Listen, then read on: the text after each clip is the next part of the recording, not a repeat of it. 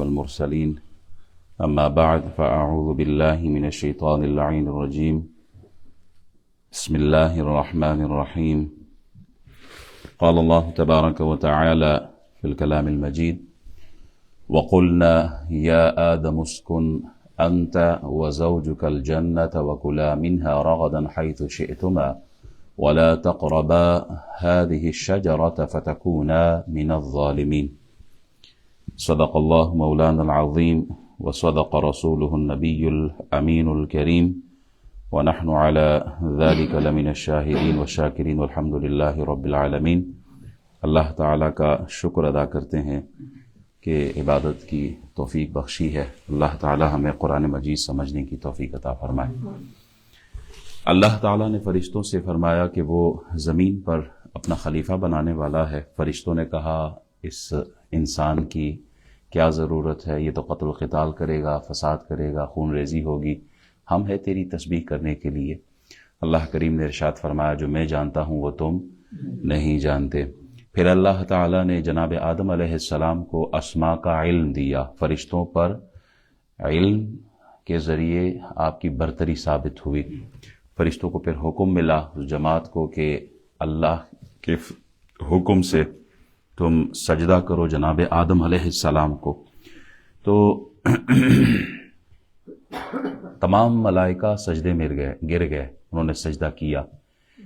ابلیس نے جناب آدم سے منہ پھیرا اور پشت کی جناب آدم علیہ السلام کو، یہاں تک کہ جب ملائکہ سجدے سے فارغ ہوئے، ایک روایت میں ہے کہ 100 سال تک فرشتے سجدے میں ہی رہے۔ جو ایک سجدہ کیا تھا، ایک روایت میں 100 سال ہے اور دوسری روایت میں 500 سال ہے، وہ سجدے میں ہی رہے تھے۔ پھر جب فرشتوں نے سر اٹھایا اور دیکھا کہ ابلیس نے تو منہ پھیرا ہوا ہے اور پشت کر کے اپنے اس حرکت پہ نادم، پریشان، شرمندہ بھی کوئی نہیں، اکڑ کے کھڑا ہے، تو فرشتے دوبارہ سجدے میں گر گئے۔ انہوں نے دوسرا سجدہ کیا اور وہ سجدہ اللہ کی طرف سے سجدہ کرنے کی جو توفیق ملی تھی انہیں، اس شکرانے میں تھی کہ اللہ تیرا شکر ہے کہ تو نے ہمیں یہ توفیق بخشی ہے کہ ہم سجدہ کریں۔ یہ شیطان بھی تو اللہ کی مخلوق ہے نا۔ یا اللہ تیرا شکر ہے تو نے ہمیں سجدہ کرنے کی توفیق دی ہے اور اس نے منہ پھیر لیا، یہ مجرم بنا، اور ہم اپنے اس سجدہ کرنے پر اللہ تیرا شکر ادا کرتے ہیں۔ اچھا، 2 سجدے ہوئے، ایک سجدہ اللہ کے حکم پر جناب آدم کو ہوا اور دوسرا سجدہ فرشتوں نے خود کیا اللہ تعالیٰ کے لیے شکرانے کا۔ جب یہ سجدہ کر رہے تھے تو ابلیس دیکھ رہا تھا، اس کے بعد اللہ تعالیٰ نے اس کی جو صفت ہے، اس کی حالت ہے، اس کی حیت ہے، صورت ہے، سب بدل دی۔ ایک روایت میں آتا ہے کہ مفسرین فرماتے ہیں اس کا جسم خنزیر کی شکل اور منہ بندر کی طرح مسخ ہو گیا۔ اچھا، تفسیر روح البیان میں یہ ہے کہ اللہ تعالیٰ شیطان کو 1000 سال کے بعد جب جہنم میں وہ جل چکا ہوگا اسے نکالے گا، جناب آدم علیہ السلام سامنے ہوں گے، حکم ہوگا کہ سجدہ کر لو، وہ اس کے بعد بھی سجدہ نہیں کرے گا اور پھر ہمیشہ کے لیے جہنم میں بھیج دیا جائے گا۔ جب ابلیس پر لعنت کی گئی تو اس کو جنت سے نکال دیا گیا اور جناب آدم کو جنت میں سکونت دی گئی۔ وَقُلْنَا يَا آدَمُ اسْكُنْ أَنْتَ وَزَوْجُكَ الْجَنَّةَ۔ آدم علیہ السلام جنت میں گھومتے پھرتے تھے لیکن تھے اکیلے۔ حضرت ابن عباس رضی اللہ تعالیٰ عنہ سے مروی ہے، وہ فرماتے ہیں انہیں وہاں اکیلے پن سے وحشت ہونے لگی۔ اس سے معلوم یہ ہوا اکیلے کی زندگی بہت مشکل ہوتی ہے۔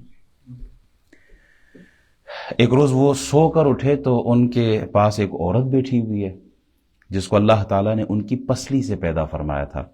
جناب آدم نے ان سے پوچھا تم کون ہو؟ اس نے کہا امرات، عورت ہوں۔ حضرت آدم نے پوچھا تم کو کیوں پیدا کیا گیا؟ تو جواب دیتی ہیں تاکہ آپ کو مجھ سے سکون ملے۔ فرشتوں نے جناب آدم سے پوچھا آپ کا علم جانچنے کے لیے کہ آپ کو اللہ نے علم دیا ہے نا، تو ذرا پتہ کریں ان سے اس عورت کا کیا نام ہے۔ تو جناب آدم نے فرمایا حوا۔ فرشتوں نے پھر پوچھا اسے حوا کیوں کہتے ہیں؟ تو آپ نے فرمایا اس لیے کہ اسے حی یعنی زندہ سے پیدا کیا گیا ہے۔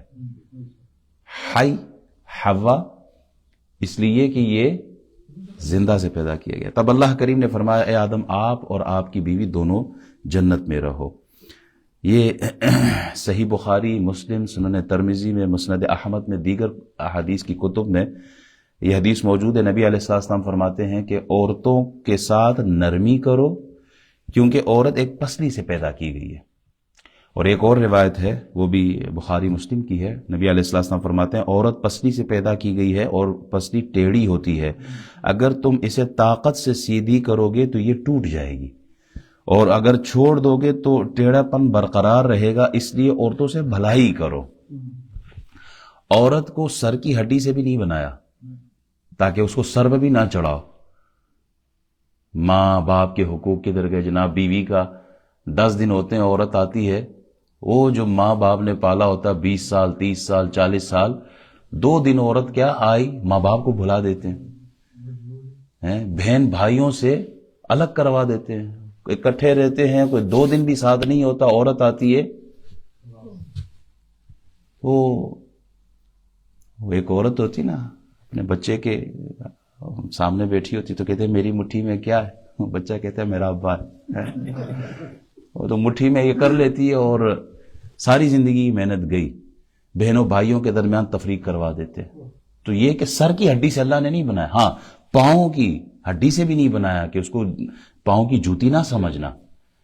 اللہ نے اسے دل کی طرف جو پسلی ہے اس پسلی سے بنایا ہے تاکہ آپ عورت کو دل میں رکھو، عزت دو، اس کی دل آزاری نہ کرو. وہ اپنے ماں باپ کا گھر چھوڑ کے آئیے. انسانوں کے درمیان جو پہلا رشتہ ہے وہ کیا ہے؟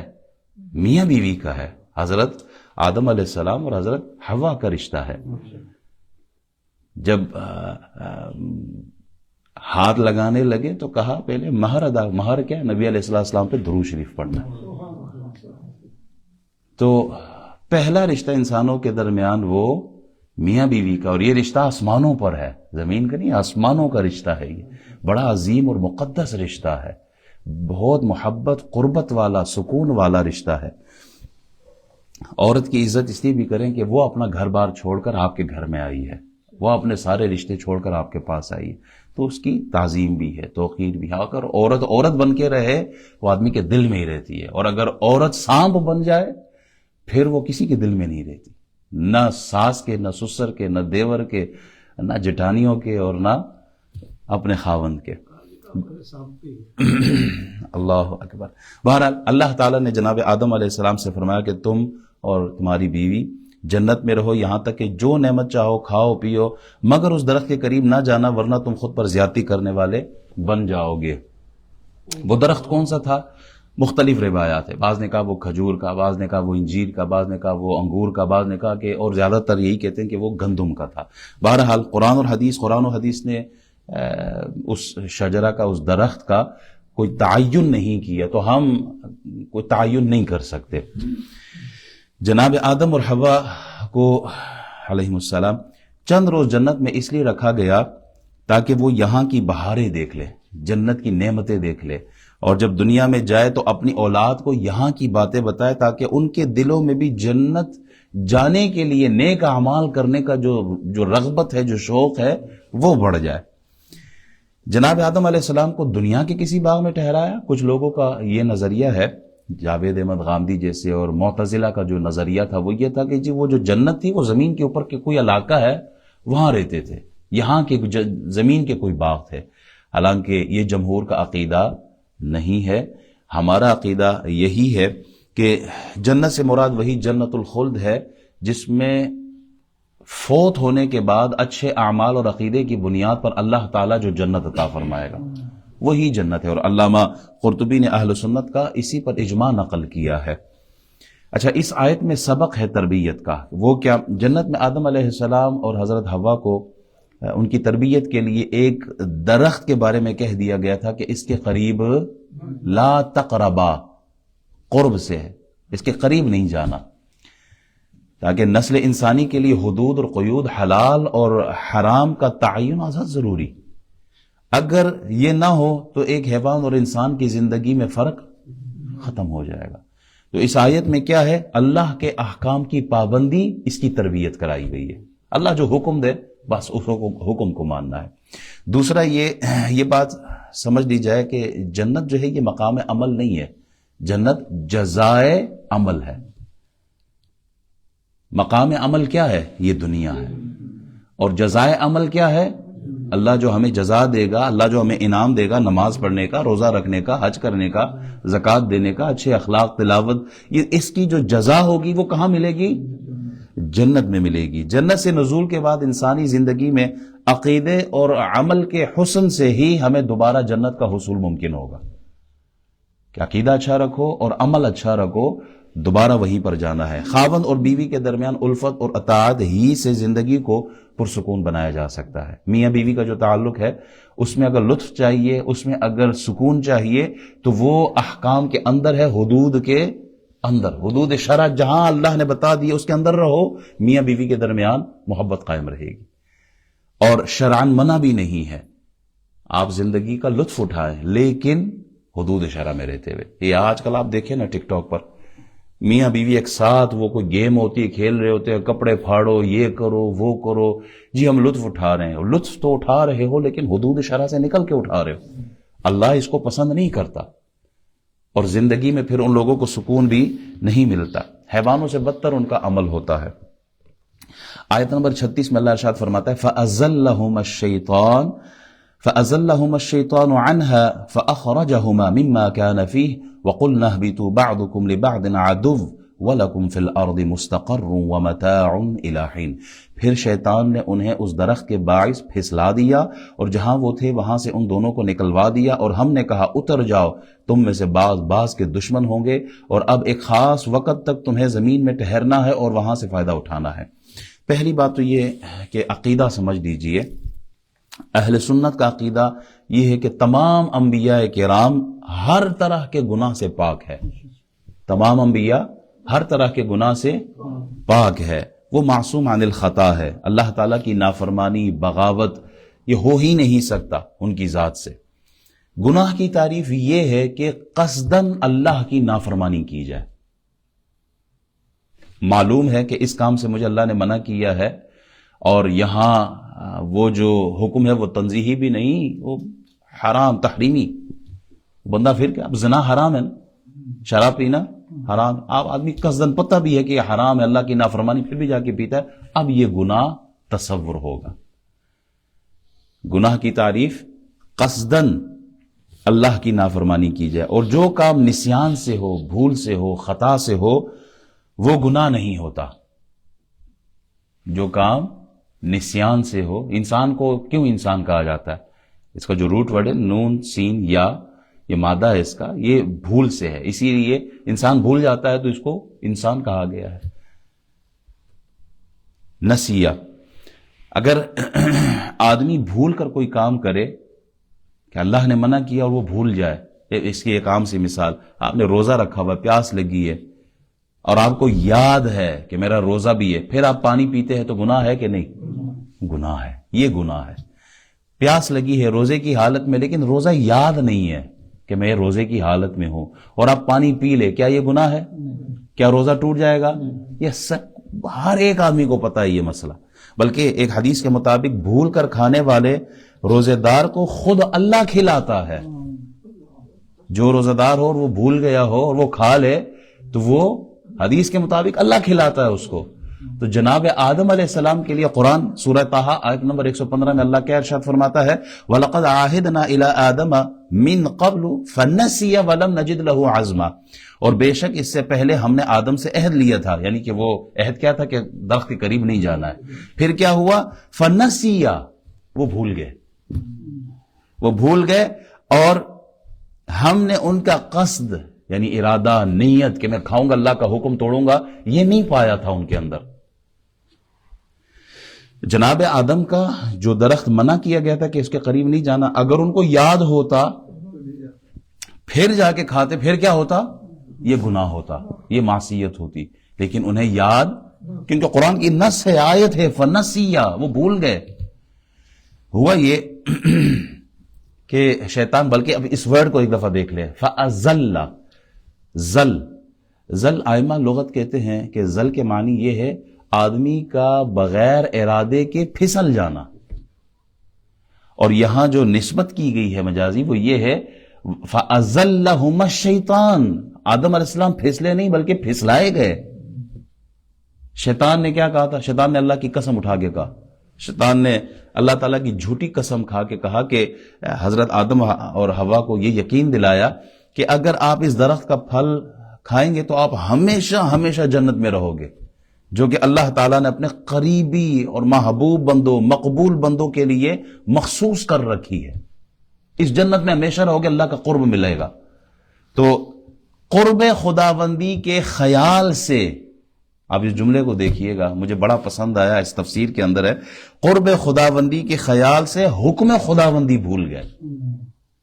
قرب خداوندی کے خیال میں اتنا کھو گئے کہ مجھے اللہ کا قرب ملے گا, جنت میں ہمیشہ رہوں گا. یہ تو کوئی تصور نہیں کر سکتا تھا کہ اللہ کا نام لے کے کوئی جھوٹ بولے. تو وہ اللہ کا قرب اتنا ان کے ذہن پہ آیا کہ وہ حکم خداوندی بھول گئے اور اس درخت کا پھل کھا لیا. اس آیت میں ایک اور چیز بھی ہے. پہلی بات تو یہ ہے کہ کبھی بھی کسی نبی کی طرف گناہ کی نسبت نہیں کرنی چاہیے. بہت سارے ہمارے کم علم لوگ ہوتے ہیں اور جناب آدم کی طرف گناہ کی نسبت کر لیتے ہیں. گناہ کی نسبت جناب آدم کی طرف, اللہ اکبر. اللہ کہتا ہے وہ بھول گئے ہیں, اور یہ جو خطا ہے یہ خطا ہے اجتہادی ہے, اس پہ گناہ نہیں ہے. ایک تو یہ کہ شیطان نے جھوٹی قسم کھائی تھی, یہ بھی معلوم ہوا ہر ہاتھ ملانے والا دوست نہیں ہوتا, ہر ہاتھ چومنے والا نہیں ہوتا, ہر مشورہ قبول کرنے والا نہیں ہوتا. لباس خضر میں بڑے راہزن پھرتے ہیں, وہ گڑ میں زہر ملا کے آپ کو مارتے ہیں, اور شیطان دوست کے لباس میں ایسے سبز باغ دکھاتا ہے کہ گناہ بھی نیکی نظر آنا شروع ہو جاتی ہے. اللہ تعالی ہدایت عطا فرمائے ہمارے آج کے دور کے مسلمانوں کو کہ وہ نیکی کو گناہ اور گناہ کو نیکی سمجھتے ہیں, اور پیچھے کس کا کام ہو رہا ہوتا ہے؟ شیطان کا. شیطان اپنے مشن میں کامیاب ہو گیا, 2 منٹ رہ گئے. شیطان کیا اپنے مشن میں کامیاب ہو گیا؟ کون سا مشن؟ جناب آدم علیہ السلام کو زمین پر بھیجا. کیا اللہ تعالی نے شیطان کو کامیاب ہونے دیا؟ جناب پہلی بات, پہلا سوال, وہ جو آیتیں ہم نے پیچھے پڑھی تھی, وَإِذْ قَالَ رَبُّكَ لِلْمَلَائِكَةِ جَاعِلٌ فِي الْأَرْضِ خلیفہ. اللہ تعالیٰ نے جناب آدم کو خلیفہ کس مقام کے لیے بنایا تھا؟ زمین پر. ایک ریزن تو یہ تھی کہ زمین پہ آنا ہی تھا انہوں نے, بہرحال ان کا آنا زمین پہ تھا. خلافت کہاں کی ملی تھی؟ زمین کی. دوسری بات, جناب آدم کی پشت میں ان کی قیامت تک کی ساری اولاد تھی, ان کی پشت میں, اور ان میں نیک بھی تھے جیسے انبیاء کرام, صحابہ کرام, شہداء, صالحین, متقین, بڑے بڑے اولیاء, یہ سب آدم علیہ السلام کی پشت میں تھی. اسی طرح آدم علیہ السلام کے پشت میں وہ بھی تھے جو اللہ کے باغی تھے, منکر تھے, کافر تھے. فرعون, نمرود, شداد, ابو جہل, ابو لہب, یہ بھی تو حضرت آدم علیہ السلام کی پشت میں تھے. اور یہ بھی اللہ کا اعلان ہے کہ کوئی بھی کافر, منافق اور اللہ کا باغی جنت کی خوشبو بھی نہیں سونگھ سکے گا. تو ایک وجہ یہ تھی ان کو زمین پہ آنے کے لیے تاکہ جتنے بھی کافر ہیں وہ رہ جائے, اور پھر دوبارہ ایک وقت آئے گا کہ آدم علیہ السلام اور آپ کی اولاد, نیک لوگ, وہ سب واپس جنت کی طرف جائیں گے. اگر آپ جنت میں رہتے تو کیا یہ کافر آپ کی پشت میں ہی ہوتے نا, آپ کی پشت میں ہوتے؟ تو یہ کیسے ممکن تھا کہ اللہ کا ایک حکم ہے کہ وہ خوشبو نہ سونگ پائے اور پھر وہ ادھر؟ یہ ممکن نہیں تھا. تو آپ کا آنا بنتا تھا اور واپس نیک لوگوں کو ساتھ لے کے جانا. اللہ تعالیٰ نے فرمایا, اے وہ لوگو, وَقُلْنَا اهْبِطُوا بَعْضُكُمْ لِبَعْضٍ عَدُوٌّ. اچھا, فَأَخْرَجَهُمَا مِمَّا كَانَ فِيهِ. اللہ تعالیٰ نے فرمایا کہ اے وہ لوگو جو آدم اور حوا کی پشت میں ہو, اور اے ابلیس تم زمین پر اتر جاؤ, وہاں تم ایک دوسرے کے دشمن رہو گے. یعنی انسان شیطان کا دشمن اور شیطان انسان کا دشمن. شیطان انسان کو ورغلاتا ہے اور انسان شیطان پر ہمیشہ لعنت کرتا ہے. ایک تفسیر یہ. دوسری تفسیر یہ کہ یہاں انسانوں سے کہا گیا کہ اب تم آپس میں ایک دوسرے کے دشمن رہو گے. یعنی وہ جنت والا سکون جو ہے وہ دنیا میں ہم دنیا کو جنت بنانے کی کوشش میں ہوتے ہیں، لیکن ایسا پاسبل نہیں ہے. دنیا جنت نہیں ہو سکتی، اور جنت میں کوئی تکلیف نہیں ہو سکتی. تو کہا یہ سکون جنت میں ہے، یہاں نہیں ہے. جناب آدم علیہ السلام کو ہندوستان میں اتارا گیا، اور جناب حضرت مائی حوا کو جدہ میں اتارا گیا. آیت نمبر 37 چلے، کیونکہ یہ بھی دیکھنا ہوتا ہے کہ چلے. اچھا، اللہ تعالیٰ ارشاد فرماتا ہے آیت نمبر 37 میں، فَتَلَقَّى آدَمُ مِن رَبِّهِ كَلِمَاتٍ فَتَابَ عَلَيْهِ إِنَّهُ هُوَ التَّوَّابُ الرَّحِيمُ. پھر آدم علیہ السلام نے اپنے رب سے چند کلمات سیکھ لیے تو اللہ تعالیٰ نے ان کی توبہ قبول فرمائی، بے شک وہی توبہ قبول فرمانے والا اور ہمیشہ رحم فرمانے والا ہے. جناب آدم علیہ السلام ایک روایت میں 300 سال اور دوسری روایت میں 350 سال تک روتے رہے. مختلف روایت آتی ہے. توبہ وہ بڑی عبادت ہے جو فرشتے نہیں کر سکتے، انسان ہی کرے گا، کیونکہ فرشتہ تو ہے ہی معصوم. گناہ پر ہم سے گناہ ہوتا ہے نا، ہمارے لیے اللہ نے دروازہ رکھا ہے کہ اگر گناہ ہو بھی جائے تو پلٹ کے آؤ. کیوں؟ اللہ کی جو صفات ہے اس کا اظہار، یا وہ غفور ہے، وہ ستار ہے، وہ تواب ہے، توبہ قبول کرنے والا ہے، وہ معاف کرنے والا ہے. کس کو؟ میں گناہ کروں گا اس کے بعد وہ معاف فرمانے والا ہے. اللہ تعالیٰ نے جناب آدم علیہ السلام کو جب زمین پہ بھیجا، آپ روتے رہے. اچھا روئے کیوں؟ اگر گناہ نہیں کیا تو روئے کیوں؟ یہ بھی سوال ہو سکتا ہے نا. گناہ کیا ہے تبھی تو روئیں، یہ بھی اعتراض ہوتا ہے. نہیں، ایسا نہیں ہے. نیک لوگ وہ جو اس کی ایک مثال اس طرح کہ ایک نیک آدمی کا اگر وضو کے درمیان خلال چھوٹ جائے، داڑھی میں خلال نہ کرے، وہ اس پہ اس قدر روتا ہے جیسا کوئی آدمی بہت بڑا گناہ کر بیٹھتا ہے. نیک لوگ مستحب عمل بھی چھوٹ جائے تو وہ روتے ہیں اس پر کہ یا اللہ یہ مجھ سے کیا ہو گیا. ہم گناہ پہ، بڑے سے بڑے گناہ پہ جس طرح روتے ہیں نا، ان کا عمل یہ. جناب آدم علیہ السلام خطا اجتہادی پر روتے رہے کہ اللہ معاف. 300 سال تک ربنا ظلمنا انفسنا وان لم تغفر لنا وترحمنا لنکونن من الخاسرین. 300 سال، 350 سال تک مانگتے رہے. پھر ایک دم یاد آیا، اللہ نے القاء کیا کہ جب آپ کی پیدائش ہوئی، آپ کو پیدا کیا گیا، بنایا گیا، تو آپ کی نظر ساق عرش پہ پڑی ہے. فاروق اعظم یہ روایت پیش کرتے. تو آپ نے اللہ کے حضور دعا مانگی، اسألک بحق محمد الا غفرت لی. 300 سال کے بعد یاد آیا کہ میں نے ایک نام دیکھا تھا عرش کے پائے پر، لا الہ الا اللہ محمد الرسول اللہ. اللہ کو محمد الرسول اللہ کا وسیلہ اور واسطہ پیش کیا. اللہ تعالی نے فرمایا، اے آدم تو نے محمد کو کیسے جانا؟ تو جواب دیتے ہیں، کہا جب تو نے مجھے پیدا کیا تو میں نے ساق عرش پہ لکھا دیکھا تھا لا الہ الا اللہ محمد الرسول اللہ. میں نے جان لیا کہ یہ ذات اللہ کو سب سے زیادہ پسندیدہ ہے. اللہ تعالیٰ نے فرمایا، اے آدم، محمد تمہاری اولاد میں سے آخری نبی ہیں اور ان کی امت تمہاری اولاد میں سے آخری امت ہے. اگر وہ نہ ہوتے تو میں تمہیں بھی پیدا نہ کرتا. پہلے انسان کی جو پہلی دعا قبول ہوئی ہے وہ وسیلہ محمد الرسول اللہ صلی اللہ علیہ وسلم کا. تو جب ہمارے والد کی، ہمارے آبا کی 1400 سال سے صحابہ کرام، تابعین، یہ سارے اولیاء کرام رسول اللہ کا واسطہ پیش کرتے رہے، بلکہ ان سب کے اور ہم سب کے والد جناب آدم علیہ السلام کی دعا قبول ہوئی 300 سال کے بعد، تو وہ بھی رسول اللہ کا وسیلہ پیش کیا تھا. 300 سال تک ڈائریکٹ اللہ سے مانگتے رہے نا، 300 سال تک ڈائریکٹ اللہ سے مانگتے رہے. دعا قبول کب ہوئی؟ جب بیچ میں محمد الرسول اللہ کا وسیلہ پیش کیا. میں یہ نہیں کہتا کہ اللہ سے ڈائریکٹ نہ مانگو، نہ یہ ہمارا عقیدہ نہیں. اللہ سے مانگو، ڈائریکٹ اللہ سے مانگو، اللہ سنتا ہے. نحن اقرب الیہ من حبل الورید ہے، وہ جانتا ہے. لیکن مقبول دعا تب ہوئی ان آیات کی روشنی میں، وہ جب رسول اللہ کا وسیلہ پیش کیا. اللہ ہی نے تو ہمیں سب کچھ حضور کے وسیلے سے دیا ہے. کچھ لوگوں کا یہ بھی عقیدہ ہے نا کہ یہ وسیلہ پیش کرنا شرک ہے. یہ غلط ہے، شرک نہیں ہو سکتا. اللہ تعالیٰ نے ہمیں نماز ڈائریکٹ دی ہے. ہمیں نماز، ہم جو نماز پڑھتے ہیں، کیا ڈائریکٹ دی ہے؟ کیا اللہ نہیں دے سکتا تھا؟ اللہ کے اختیار میں نہیں تھا. اللہ اتنا اختیار نہیں رکھتا کہ اپنے بندے کو نماز ڈائریکٹ، وہ اختیار رکھتا تھا، وہ قدرت رکھتا تھا. ان اللہ علی کل شیء قدیر ہے. لیکن وہ ڈائریکٹ ہمیں نماز نہیں دیتا، روزہ ہمیں ڈائریکٹ نہیں دیا، حج ہمیں ڈائریکٹ نہیں دیا، ہدایت ہمیں ڈائریکٹ نہیں دی، اپنا قرب ہمیں ڈائریکٹ نہیں دیا. اللہ تعالیٰ نے اگر قرآن دیا ہے تو وہ بھی رسول اللہ کے وسیلے سے دیا ہے، ایمان دیا ہے تو بھی رسول اللہ کے وسیلے سے دیا، کلمہ دیا ہے تو وہ بھی لا الہ الا اللہ محمد الرسول اللہ صلی اللہ علیہ وبارک وسلم، وہ بھی رسول اللہ کے وسیلے سے دیا ہے۔ اپنا قرب ہمیں اگر رحمان بھی ملا ہے تو بھی رسول اللہ صلی اللہ علیہ وسلم کے وسیلے سے ملا۔ بگڑے بھی بنا دیتا ہے یہ نام محمد۔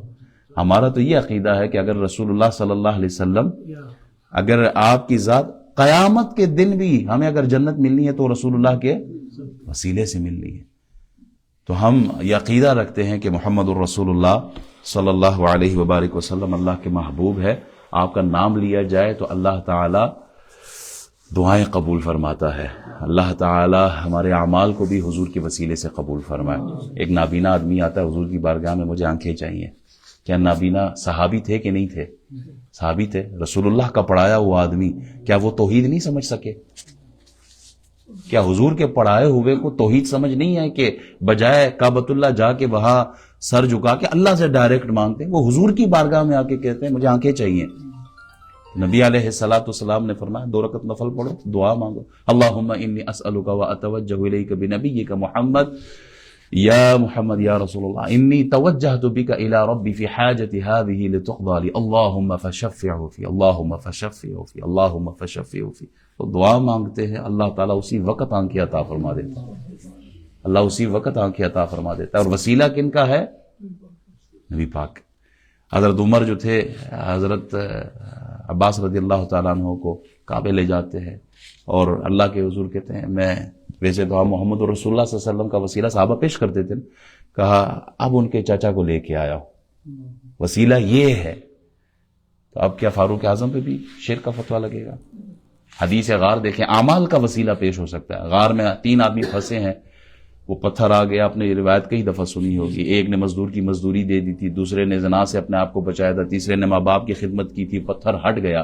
عمل کا وسیلہ پیش کیا جا سکتا ہے تو محمد رسول اللہ کا کیوں نہیں کیا جا سکتا؟